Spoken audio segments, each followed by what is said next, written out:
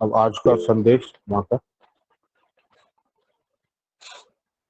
कभी कभी मोहन बहुत चिंतित हो जाता है, फिर याद आता है गुरु से क्या क्या सुने, क्या सीखे। गुरु कहते थे संसार सागर से पार करने वाली नौका परमात्मा के चरण ही है। तो विश्वपति परमात्मा के चरण कमल रूपी जहाज पर बैठकर इस संसार से पार उतर जाए। अब आप इस विषय पर विचार करें। यद्यपि सभी जीव संसार में पड़े हुए हैं, परंतु इससे पार होने का उपाय कोई नहीं सोचता। सवेरे उठते हैं, फिर खाते पीते हैं, फिर सो जाते हैं।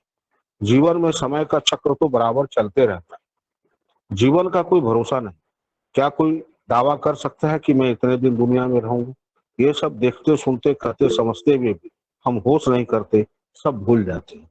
हम लोगों को कुछ दिन का समय मिला। इस समय का सदुपयोग जो जितना कर ले, अब है कि क्या करें। गुरु के बताए रास्ते पर चलते रहें, नित्य साधन गीता रामायण पाठ करते रहें, कम बोले तथा वही बोले जिसमें आगे बैठे लोगों का हित हो। मधुर वाणी एक वशीकरण मंत्र है। जो रोज साधन करता है उसका संस्कार पूरा बदल जाता है। उसकी वाणी मधुर हो जाती है, वह कम बोलता है, प्रेमी बन जाता है। जिसको भगवान ने जो दिया है उसमें ही संतोष करना एक बड़ी बात है। कोई आदमी जगत में बेकार नहीं। सबको भगवान ने कुछ न कुछ गुण दिया ही है। एक बार एक मल्लाह नौका चला रहा था। नौका में एक धनी व्यक्ति हाथ में घड़ी पकड़ कर बैठा था। मल्लाह ने इससे समय पूछा तो सेठ बोला, अरे मल्लाह, तुझे घड़ी देखना नहीं आता? मल्लाह बोला, सेठ जी, मैं पढ़ा लिखा नहीं हूँ, मैं तो नाव चला करके पेट पालता हूँ। आप बताएं, आपको तैरना आता है क्या? सेठ बोला, तैरना तो नहीं आता।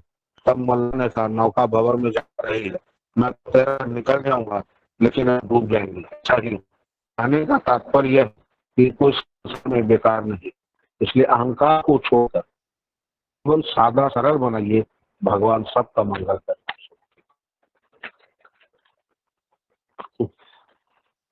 परिस्थिति यदि नहीं बदल रही तो मन स्थिति बदल, उसका क्या होगा ये मुझे पता नहीं, लेकिन आपका भला तुरंत हो जाए। आपको वो याद करना चाहिए, और ये निरंतर यदि आदत बन जाए और निरंतर आप पूछने लगे तो फिर बिना किए आप रह नहीं पाए। दान का मतलब अक्सर लोग पैसे कौड़ी से जोड़ते हैं। सम्मान दान होता है, मान दान होता है। एक महल के बाहर राजा का था कि भाई सुबह सुबह आइए, आप लोग लाइन में लगिए, जो बोलिएगा आपको राजा दे। एक गरीब ब्राह्मण था, वो रोज आया खाली हाथ चला गया, रोज आया खाली हाथ चला गया। पूछा कि भाई तुम्हारा नंबर क्यों नहीं आता? बोला कि मेरे पास औरों को देने के लिए कुछ है नहीं, तो मेरे बाद जो आता है ना, हमको लगता है मुझसे ज्यादा जरूरत इसकी है, तो मैं अपना जगह उसको दे। बड़ी छोटी सी बात है, असर बहुत गहरा है। अपना चांस दे, ले सकता है। तो भगवान तो देख रहे हैं ना कि उसने क्या किया। पूजा भी कई तरह से होता है। एक कलयुग की सच्ची घटना बताते हैं कि गांव में एक तांगा वाला था। तो लोग एकादशी, गंगा पूर्णिमा, इस सब पे लोग गाँव की महिलाएं गंगा स्नान के लिए जाती है। तो तांगा चलाना काम था, तो अपना सबको ले जाता।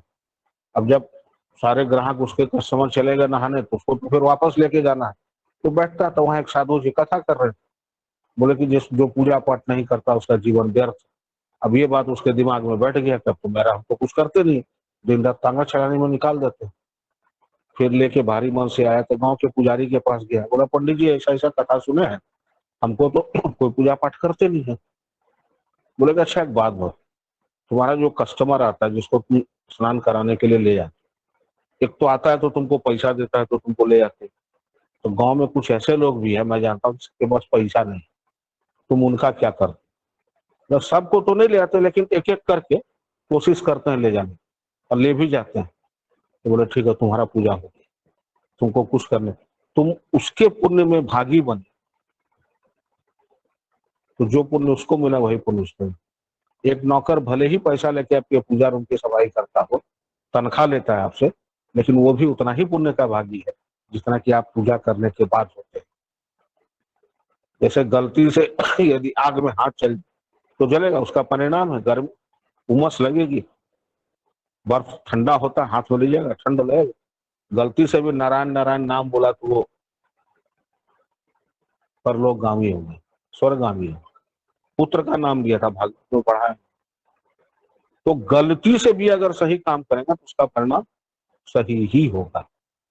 इसलिए गलती से भी भगवान का नाम लेंगे, गलती से भी किसी को गुदगुदा देंगे तो उसका तो जो होगा वो बात की बात है, अपना भला पाले। तो यही सोच के करें, लोभ के साथ ही करें कि मेरा ही भला हो सकता है ये लोभ मेरी एक दिन आदत में बदल जाए, और जिस दिन आदत बन जाएगी उस दिन बैठने की आदत पड़ जाएगी, और बैठने की आदत हो गई तो क्रिया तो महाराज का हाल।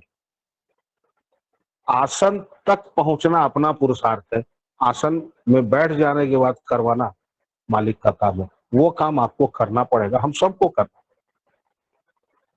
वहां तक देखते हैं कि हम लोग कितना ताकत लगा पड़ते हैं, हम लोग का मन स्थिति उतना मजबूत हुआ है। सुबह का नींद बड़ा कमजोर पक्का होता है, छूटता नहीं है। अच्छा 2 मिनट के चक्कर में 5 से 7 हो गए, आपका साधन गया। लेकिन वही 2 मिनट यदि मन को झकझोर के उठ गए तो साधन भी हो गया, सारा काम हो गया, और पूरा दिन लगता है कि आज बड़ा अच्छा महसूस हो रहा है, अंदर से पूर्ण महसूस होता है। तो पूर्ण के साथ मिलने से पूर्ण हो जाइएगा, अपूर्ण के साथ मिलने से अपूर्ण हो जाइएगा। संसार है, कलयुग है, ऊपर नीचे छल प्रपंच है, रहेगा।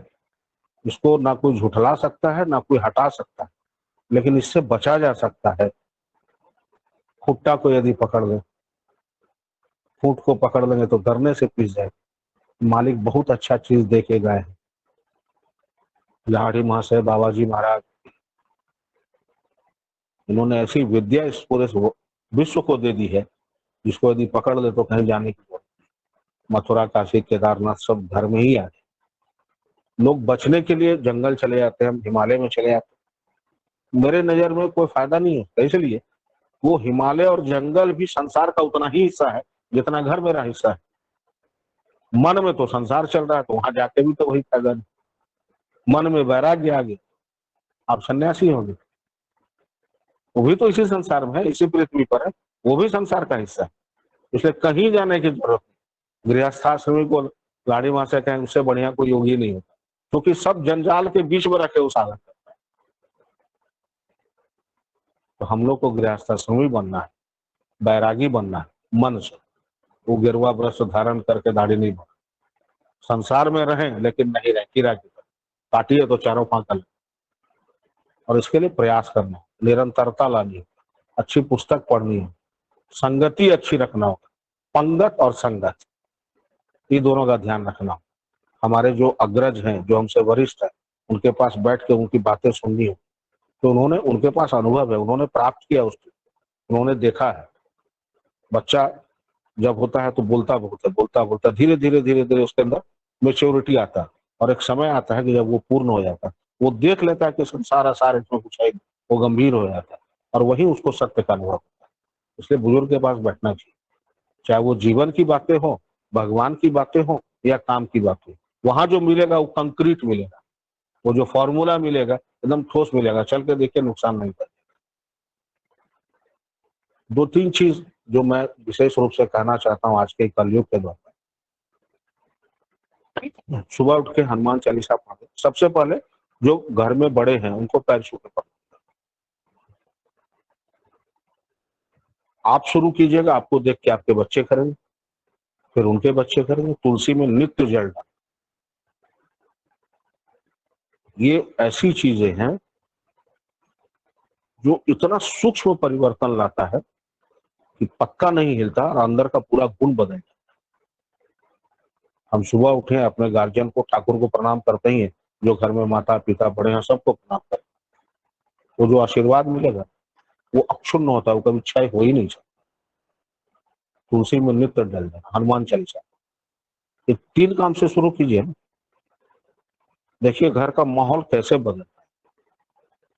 प्रणाम का परिणाम ही आशीर्वाद होता है। और ये 3 कीजिएगा तो दया, दान, धर्म सब अपने आप आता चलेगा। सब कड़ी एक दूसरे से जुड़ा। हम लोग छोटा छोटा गलती करके कुएं में गिर जाते। अगर छोटा छोटा संभल के कदम उठा, आप यदि बोलिएगा तुम रामायण पढ़ो, बच्चों को नहीं पढ़ेगा, और लेकिन आप यदि रोज आधा घंटा या 2 चौपाई भी रोज पढ़िए तो सुनते सुनते सुनते सुनते एक दिन वो बैठना उसको पढ़ने की लत लग जाएगी। अभी उम्र नहीं है कहने वाला, एक उम्र आता है जब पढ़ने की आदत ही नहीं होती तो किताब छूना देखना तो दूर, उसको घर में ही नहीं मिलेगा। और मैंने बहुत घरों में देखा है कि रामायण गीता आपको मिलेगा ही। ये परिवर्तन जीवन को अमूल बदल सकता है। बाहर से लगेगा सब सामान्य, अंदर से आप असामान्य। आपके अंदर वो गुण है जो सबके अंदर। सुबह उठ के प्रणाम कीजिए, ऑफिस के लिए निकलिए तो प्रणाम कीजिए, लौट के आइए तो प्रणाम कीजिए, सोने के पहले प्रणाम कीजिए। देखिए घर का माहौल कैसा बदलता हूँ, दावे से कह सकता हूँ, मैं लिख के देता हूँ, एकदम बदलेगा ही। तुलसी में जल डाल, एक नियम बना दिया कि भाई अनमने ढंग से तुम डाल, 1 लोटा जल डाल दो तुलसी में। तुलसी का पौधा एक ऐसा है ना जो औषधीय गुण तो ही है, ऑक्सीजन रिलीज करता है। इसीलिए कहता है कि तुलसी के सामने खड़ा होकर कोई स्तुति करनी चाहिए। उसका जो हवा है, उसका जो ये हमारे बॉडी को हील करता है। पीपल का पेड़ है, बरगद, ये सब पॉजिटिविटी का प्रतीक है। इसीलिए रामायण में काक भुसुंडी का कथा है। कौवा जो है इस समाज का इकोलॉजिकल फ्रेंड है।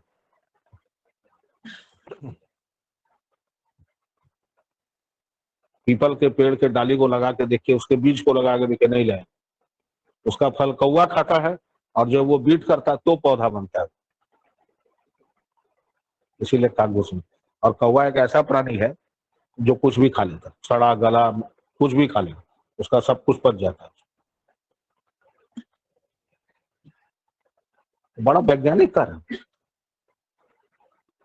मेरी विनती बस इतनी है आप लोगों से कि छोटा छोटा कदम उठाइए, परिणाम इतना बड़ा होगा उसका उम्मीद और कल्पना आप नहीं कर सकते। अब सबका कल्याण हो। जय गुरु।